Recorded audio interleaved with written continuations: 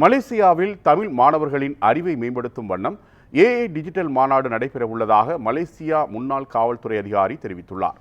மலேசியாவில் தமிழ் மாணவர்கள் அறிவை மேம்படுத்தும் வண்ணம் ஏஐ டிஜிட்டல் மாநாடு நடைபெற உள்ளது. இதுகுறித்து மலேசியாவின் முன்னாள் காவல்துறை அதிகாரியும் ஈப்போ முத்தமிழ் பாவலர் மன்ற தலைவருமான அருள் ஆறுமுகம் தெரிவித்துள்ளார். அருள் ஆறுமுகத்தின் தமிழ் பணியை பாராட்டி பல்வேறு தமிழ் அமைப்புகள் மற்றும் இயக்கங்கள் விருது அறிவித்துள்ளனர். அவர் சென்னையில் நியூஸ் 7 தமிழுக்கு அளித்த சிறப்பு பேட்டியில் பேராக் மாநில தமிழ் பள்ளி தலைமை ஆசிரியர் கழகத்துடன் இணைந்து செயற்கை நுண்ணறிவு மற்றும் கட்டுரை போட்டி பரிசளிப்பு விழா மலேசியாவில் நடைபெற உள்ளதாக தெரிவித்தார்.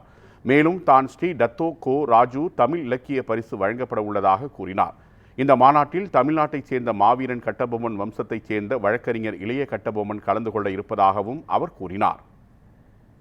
இந்த செயற்கை நுண்ணறிவின் இரு பக்கங்கள் இருக்கின்றது, நன்மையும் இருக்கின்றது, தீமையும் இருக்கின்றது.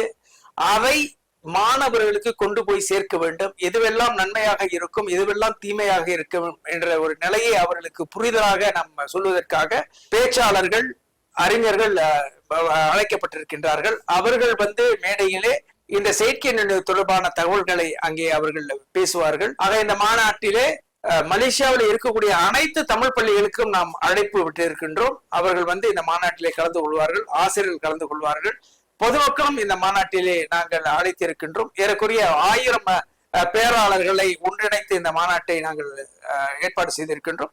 இந்த மாநாட்டை எங்களுடைய மாநில அமைச்சர் பெருந்தமிழன் மாண்புமிகு ஐயா சிவனேசன் அவர்கள் அதிகாரப்பூர்வமாக